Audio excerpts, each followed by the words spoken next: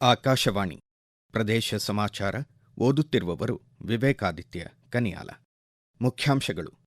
ರಾಯಚೂರಿನ ಕತೆಗಾರ ಅಮರೇಶ್ ನುಗಡೋಣಿ ಅವರ ದಡ ಸೇರಿಸು ತಂದೆ ಕಥಾ ಸಂಕಲನಕ್ಕೆ ಕೇಂದ್ರ ಸಾಹಿತ್ಯ ಅಕಾಡೆಮಿ 2025ನೇ ಸಾಲಿನ ಪ್ರಶಸ್ತಿ. ಎಸ್ಎಸ್ಎಲ್ಸಿ ವಾರ್ಷಿಕ ಪರೀಕ್ಷೆ ನಾಳೆ ಆರಂಭ. ರಾಜ್ಯ ಸಾರಿಗೆ ಸಂಸ್ಥೆಯಿಂದ ವಿದ್ಯಾರ್ಥಿಗಳ ಉಚಿತ ಪ್ರಯಾಣಕ್ಕೆ ಅನುಕೂಲ. ಧಾರವಾಡ ತಾಲೂಕು ಮನಸೂರಿನ ಇಟ್ಟಿಗೆ ಭಟ್ಟಿಗಳಿಂದ 4 ಬಾಲ ಕಾರ್ಮಿಕರ ರಕ್ಷಣೆ. ಪೋಲಿಯೋ ಜನಜಾಗೃತಿ. ಬೆಳಗಾವಿಯ ನರಸಿಂಹ ಜೋಶಿ 2025-26ನೇ ಸಾಲಿನ ರೋಟರಿ ಅಂತಾರಾಷ್ಟ್ರೀಯ ಸೇವಾ ಪ್ರಶಸ್ತಿಗೆ ಭಾಜನ. ಈಗ ವಾರ್ತೆಗಳ ವಿವರ.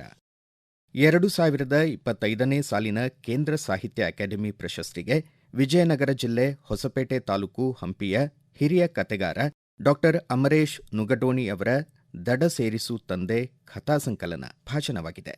ಪ್ರಶಸ್ತಿ 1 ಲಕ್ಷ ರೂಪಾಯಿ ನಗದು ಹಾಗೂ ಸ್ಮರಣಿಕೆಯನ್ನು ಒಳಗೊಂಡಿದೆ. ಕೊಂಕಣಿ ಸಾಹಿತಿ ಮಂಗಳೂರಿನ ಹೆನ್ರಿ ಮೆಂಡೋನ್ಸಾ ಅವರ ರೂಪಾನಿ ಅನಿ ರೂಪಕಾಂ ಸಾಹಿತ್ಯ ವಿಮರ್ಶೆ ಕೃತಿಗೆ ಕೇಂದ್ರ ಸಾಹಿತ್ಯ ಅಕಾಡೆಮಿ ಪ್ರಶಸ್ತಿ ಲಭಿಸಿದೆ. ಅಮರೇಶ್ ನುಗಡೋಣಿ ಪ್ರದೇಶ ಸಮಾಚಾರಕ್ಕಾಗಿ ತಮ್ಮ ಸಂತಸ ಹಂಚಿಕೊಂಡಿದ್ದಾರೆ.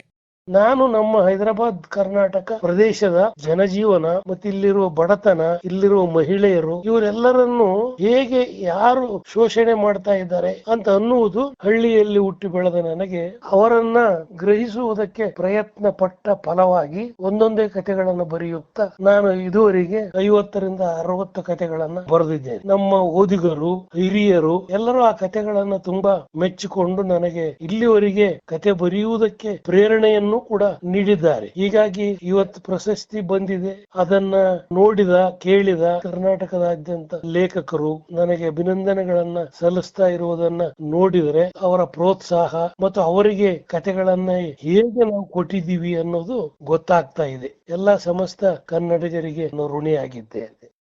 ರಾಜ್ಯದಲ್ಲಿ ನಾಳೆಯಿಂದ ಎಸ್ಎಸ್ಎಲ್ಸಿ ವಾರ್ಷಿಕ ಪರೀಕ್ಷೆಗಳು ಆರಂಭವಾಗಲಿದ್ದು ಏಪ್ರಿಲ್ 2ರವರೆಗೆ ನಡೆಯಲಿವೆ.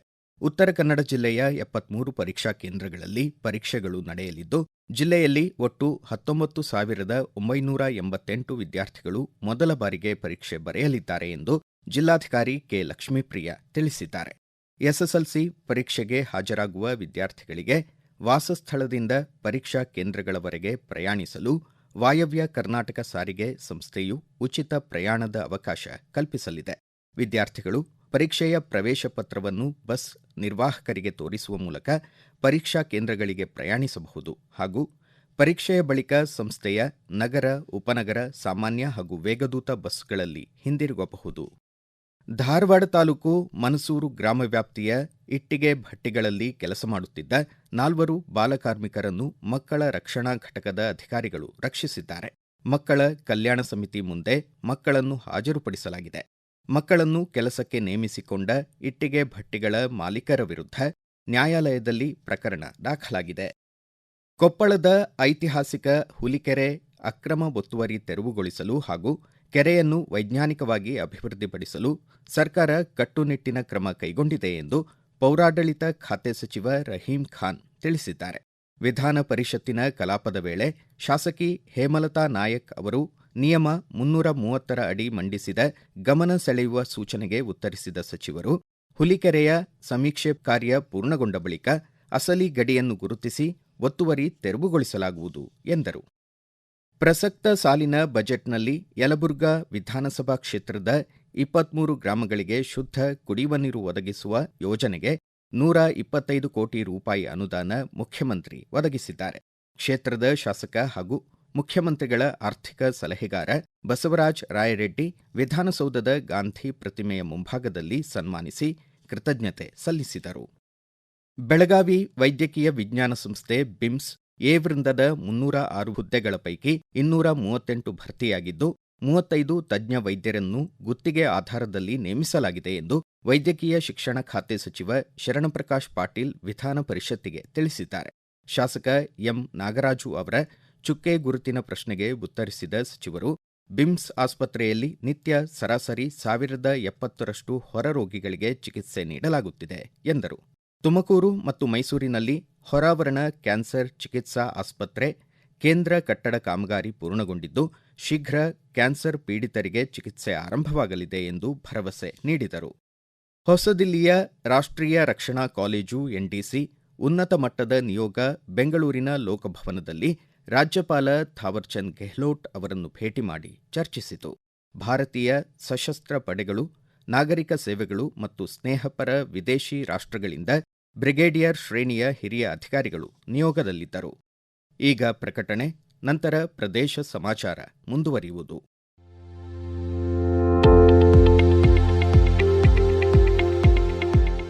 ನಮ್ಮ ಎಲ್ಲ ರಾಷ್ಟ್ರೀಯ ವಾರ್ತೆಗಳು ಹಾಗೂ ಪ್ರದೇಶ ಸಮಾಚಾರ ಈಗ ಆಕಾಶವಾಣಿ ನ್ಯೂಸ್ ಕನ್ನಡ ಯೂಟ್ಯೂಬ್ ಚಾನೆಲ್ನಲ್ಲಿ ಲಭ್ಯ. ನಮ್ಮ ಎಕ್ಸ್ ಖಾತೆ ಮತ್ತು ಇನ್ಸ್ಟಾಗ್ರಾಂ ಖಾತೆ ಆಕಾಶವಾಣಿ ನ್ಯೂಸ್ ಕನ್ನಡ. ಹೆಚ್ಚಿನ ಮಾಹಿತಿಗಾಗಿ ನಮ್ಮ ಫೇಸ್ಬುಕ್ ಖಾತೆ ಆಕಾಶವಾಣಿ ವಾರ್ತೆ ಕನ್ನಡವನ್ನು ಅನುಸರಿಸಿ. ಮಾಹಿತಿಗಳ ಹೂರಣ, ವಾರದ ಕಾರ್ಯಕ್ರಮ, ಪ್ರಚಲಿತ ವಿದ್ಯಮಾನ ಪ್ರತಿ ಬುಧವಾರ ರಾತ್ರಿ 9:15 ಪ್ರದೇಶ ಸಮಾಚಾರ ಕೇಳುತ್ತಿದ್ದೀರಿ. ಕರ್ನಾಟಕ ರಾಜ್ಯದ ರೈಲ್ವೆ ಅಭಿವೃದ್ಧಿಗೆ 7,748 ಕೋಟಿ ರೂಪಾಯಿ ಮೀಸಲಿರಿಸಿದ್ದು ಸಂತಸದ ಸಂಗತಿ ಎಂದು ಶಿವಮೊಗ್ಗ ಸಂಸದ ಬಿವೈ ರಾಘವೇಂದ್ರ ಲೋಕಸಭೆಯಲ್ಲಿ ರೈಲ್ವೆ ಖಾತೆ ಸಚಿವರನ್ನು ಅಭಿನಂದಿಸಿದರು. 2026-27ನೇ ಸಾಲಿಗೆ ರೈಲ್ವೆ ಸಚಿವಾಲಯದ ಅನುದಾನ ಬೇಡಿಕೆಗಳ ಕುರಿತು ಚರ್ಚೆಯ ವೇಳೆ ಅವರು ಈ ವಿಷಯ ಮಂಡಿಸಿದರು. 2014ಕ್ಕೆ ಹೋಲಿಸಿದರೆ ಕರ್ನಾಟಕದ ರೈಲ್ವೆ ಅಭಿವೃದ್ಧಿಗೆ 9 ಪಟ್ಟು ಹೆಚ್ಚು ಹಣವನ್ನು ಮಂಜೂರು ಮಾಡಲಾಗಿದೆ. ಶಿವಮೊಗ್ಗ, ಶಿಕಾರಿಪುರ ಮತ್ತು ರಾಣಿಬೆನ್ನೂರು ರೈಲ್ವೆ ಮಾರ್ಗಕ್ಕಾಗಿ ತಮ್ಮ ಜಮೀನುಗಳನ್ನು ನೀಡಿರುವ ರೈತರಿಗೆ ಸಂಸದ ಬಿವೈ ರಾಘವೇಂದ್ರ ಧನ್ಯವಾದ ಸಲ್ಲಿಸಿದರು. ಪೋಲಿಯೋ ಮೂಲೋತ್ಪಾಟನೆಗಾಗಿ ಲಸಿಕೆ ಅಭಿಯಾನದ ಕುರಿತು ಗಮನಾರ್ಹ ಕೆಲಸ ಮಾಡಿದ ಬೆಳಗಾವಿ ರೊಟೇರಿಯನ್ ನರಸಿಂಹ ಜೋಶಿ ಅವರಿಗೆ 2025-26ನೇ ಸಾಲಿನ ರೋಟರಿ ಅಂತಾರಾಷ್ಟ್ರೀಯ ಸೇವಾ ಪ್ರಶಸ್ತಿ ಒಲಿದಿದೆ. ವಿಶ್ವದ 10 ಜನರಿಗೆ ನೀಡಲಾಗುವ ಪ್ರತಿಷ್ಠಿತ ಪ್ರಶಸ್ತಿಗೆ ಭಾಜನರಾಗಿರುವ ನರಸಿಂಹ ಜೋಶಿ ಪ್ರದೇಶ ಸಮಾಚಾರಕ್ಕಾಗಿ ತಮ್ಮ ಅನಿಸಿಕೆ ಹಂಚಿಕೊಂಡಿದ್ದಾರೆ. ನನಗೆ international service award for polio free Rotary world ನಲ್ಲಿ ಎವ್ರಿ ಇಯರ್ 10 ಮಂದಿ ಕೊಡ್ತಾರೆ. ನಾನು 2013ರಿಂದ ಹಿಡ್ಕೊಂಡು ಇವತ್ತಿನವರೆಗೆ ಪೋಲಿಯೋ ಫಂಡ್ ರೇಸಿಂಗ್ ಹಾಗೂ ಅದರ ಅವೇರ್ನೆಸ್, ಯಾಕೆ ಪೋಲಿಯೋವನ್ನು ನಾವು ವ್ಯಾಕ್ಸಿನೇಷನ್ ತಗೋಬೇಕು, ರೋಟರಿ ಡಿಸ್ಟ್ರಿಕ್ಟ್ 3170 ಸುಮಾರು 150 ಕ್ಲಬ್ ಗಳಲ್ಲಿ ನಾನು ಇದನ್ನ ಪ್ರಚಾರ ಮಾಡ್ತಾ ಬಂದಿದ್ದೇನೆ. ಡಿಸ್ಟ್ರಿಕ್ಟ್ ನ ಎಲ್ಲಾ ಮೆಂಬರು ನಂಗೆ ಈ ಪ್ರೋಗ್ರಾಮ್ಗೆ 13 ವರ್ಷ ಆಯ್ತು ಸಪೋರ್ಟ್ ಮಾಡ್ತಾ ಇದ್ದಾರೆ. ವರ್ಷದಲ್ಲಿ 2 ಸಲ NID ಪ್ರೋಗ್ರಾಮ್ ಮಾಡಿ ಎಲ್ಲಾ ತಾಲೂಕು ಹಾಗೂ ಹಳ್ಳಿಗಳಿಗೆ ಉಚಿತವಾಗಿ ಈ ವ್ಯಾಕ್ಸಿನೇಷನ್ ಹುಡುಗರಿಗೆ ತಪ್ಪದೆ ಕೊಡ್ತಾರೆ. ಲಸಿಕೆ ನಾವು ರೈಟ್ ಟೈಮ್ ನಮ್ಮ ಈ ಮಕ್ಕಳಿಗೆ ಕೊಡೋದ್ರಿಂದ ಎಷ್ಟೋ ಇಂಥ ಕಾಯಿಲೆಗಳನ್ನು ಬರೋದನ್ನು ತಡೆಯಬಹುದು. ಸೊ ಎಲ್ಲದರಲ್ಲಿ ಮಹತ್ವದ್ದು ಇದು ಪೋಲಿಯೋ ವ್ಯಾಕ್ಸಿನೇಷನ್. ವಿಜಯಪುರ ಜಿಲ್ಲೆ ಬಬಲೇಶ್ವರ ಬಳಿಯ ಸಿದ್ದಾಪುರ ಗ್ರಾಮದ ರೈತ ಮಲ್ಲಪ್ಪ ಸಕ್ರಿ ಕೆರೆ ತುಂಬುವ ಯೋಜನೆ ಸದುಪಯೋಗ ಪಡೆದುಕೊಂಡು ತಮ್ಮ 4 ಎಕರೆ ಜಮೀನಿನಲ್ಲಿ ದ್ರಾಕ್ಷಿ ಬೆಳೆದು 35 ಲಕ್ಷ ರೂಪಾಯಿ ಲಾಭದ ನಿರೀಕ್ಷೆಯಲ್ಲಿದ್ದಾರೆ. ಜಿಲ್ಲಾ ಉಸ್ತುವಾರಿ ಸಚಿವ ಎಂಬಿ ಪಾಟೀಲ್ ಪ್ರಗತಿಪರ ಕೃಷಿಕ ಮಲ್ಲಪ್ಪ ಸಕ್ರಿ ಅವರನ್ನು ಅಭಿನಂದಿಸಿದ್ದು, ರೈತರ ಸಾಧನೆಗಳು ನೀರಾವರಿ ಕ್ಷೇತ್ರದಲ್ಲಿ ಇನ್ನಷ್ಟು ಪರಿಣಾಮಕಾರಿ ಕೆಲಸ ಮಾಡಲು ತಮಗೆ ಪ್ರೇರಣೆ ನೀಡಿದೆ ಎಂದು ಎಕ್ಸ್ ಮಾಧ್ಯಮದಲ್ಲಿ ತಿಳಿಸಿದ್ದಾರೆ. ಚಾಮರಾಜನಗರ ಜಿಲ್ಲೆ ಹನೂರು ತಾಲೂಕಿನ ಪ್ರಸಿದ್ಧ ಯಾತ್ರಾಸ್ಥಳ ಮಲೈ ಮಹದೇಶ್ವರ ಬೆಟ್ಟ ದೇವಸ್ಥಾನದ ಪಾವಿತ್ರ್ಯತೆ ಹಾಗೂ ಅರಣ್ಯ ಕಾಪಾಡಲು ಏಕಬಳಕೆ ಪ್ಲಾಸ್ಟಿಕ್ ತಡೆಗಾಗಿ ಮೈಸೂರಿನ ಪರಿಸರಾಸಕ್ತ ಮಂಜುನಾಥ್ ಏಕಾಂಗಿ ಸೈಕಲ್ ಜಾಥಾ ಆರಂಭಿಸಿದ್ದಾರೆ. ಚಾಮರಾಜನಗರ ಜಿಲ್ಲಾಡಳಿತ ಭವನದಲ್ಲಿ ಜಿಲ್ಲಾಧಿಕಾರಿ ಶ್ರೀರೂಪ ಏಕವ್ಯಕ್ತಿ ಜಾಥಾಕ್ಕೆ ಚಾಲನೆ ನೀಡಿ ಶುಭ ಹಾರೈಸಿದರು. ದಕ್ಷಿಣ ಕನ್ನಡ ಜಿಲ್ಲೆಯಲ್ಲಿ ಎಂಡೋಸಲ್ಫಾನ್ ಸಂತ್ರಸ್ತರಿಗಾಗಿ ಇಂದಿನಿಂದ ಜಿಲ್ಲೆಯ ವಿವಿಧೆಡೆಗಳಲ್ಲಿ ವಿಶೇಷ ಆರೋಗ್ಯ ತಪಾಸಣಾ ಶಿಬಿರಗಳನ್ನು ಆಯೋಜಿಸಲಾಗಿದೆ. ಇಂದು ಬೆಳ್ತಂಗಡಿ ತಾಲೂಕಿನ ಕಣಿಯೂರು, ಪುತ್ತೂರು ತಾಲೂಕಿನ ಕೊಯ್ಲ, ಉಪ್ಪಿನಂಗಡಿ, ಸುಳ್ಯ ತಾಲೂಕಿನ ಬೆಳ್ಳಾರೆ ಹಾಗೂ ನಾಳೆ ಬೆಳ್ತಂಗಡಿ ತಾಲೂಕಿನ ಕೊಕ್ಕಡ ಹಾಗೂ 21ರಂದು ಪುತ್ತೂರು ತಾಲೂಕಿನ ಪಾಣಾಜೆ ಆರೋಗ್ಯ ಕೇಂದ್ರಗಳಲ್ಲಿ ಶಿಬಿರಗಳನ್ನು ಏರ್ಪಡಿಸಲಾಗಿದೆ. ಕೊನೆಯಲ್ಲಿ ಮತ್ತೊಮ್ಮೆ ಮುಖ್ಯಾಂಶಗಳು. ರಾಯಚೂರಿನ ಕತೆಗಾರ ಅಮರೇಶ್ ನುಗಡೋಣಿ ಅವರ ದಡ ಸೇರಿಸು ತಂದೆ ಕಥಾ ಸಂಕಲನಕ್ಕೆ ಕೇಂದ್ರ ಸಾಹಿತ್ಯ ಅಕಾಡೆಮಿ 2025ನೇ ಸಾಲಿನ ಪ್ರಶಸ್ತಿ. ಎಸ್ಎಸ್ಎಲ್ಸಿ ವಾರ್ಷಿಕ ಪರೀಕ್ಷೆ ನಾಳೆ ಆರಂಭ. ರಾಜ್ಯ ಸಾರಿಗೆ ಸಂಸ್ಥೆಯಿಂದ ವಿದ್ಯಾರ್ಥಿಗಳಿಗೆ ಉಚಿತ ಪ್ರಯಾಣಕ್ಕೆ ಅನುಕೂಲ. ಧಾರವಾಡ ತಾಲೂಕು ಮನಸೂರಿನ ಇಟ್ಟಿಗೆ ಭಟ್ಟಿಗಳಿಂದ 4 ಬಾಲಕಾರ್ಮಿಕರ ರಕ್ಷಣೆ. ಪೋಲಿಯೋ ಜನಜಾಗೃತಿ. ಬೆಳಗಾವಿಯ ನರಸಿಂಹ ಜೋಶಿ 2025-26ನೇ ಸಾಲಿನ ರೋಟರಿ ಅಂತಾರಾಷ್ಟ್ರೀಯ ಸೇವಾ ಪ್ರಶಸ್ತಿಗೆ ಭಾಜನ. ಇಲ್ಲಿಗೆ ಪ್ರದೇಶ ಸಮಾಚಾರ ಮುಕ್ತಾಯವಾಯಿತು. ನಮ್ಮ ಮುಂದಿನ ರಾಷ್ಟ್ರೀಯ ವಾರ್ತಾ ಪ್ರಸಾರ ಈ ಬೆಳಗ್ಗೆ 7:35 ನಿಮಿಷಕ್ಕೆ.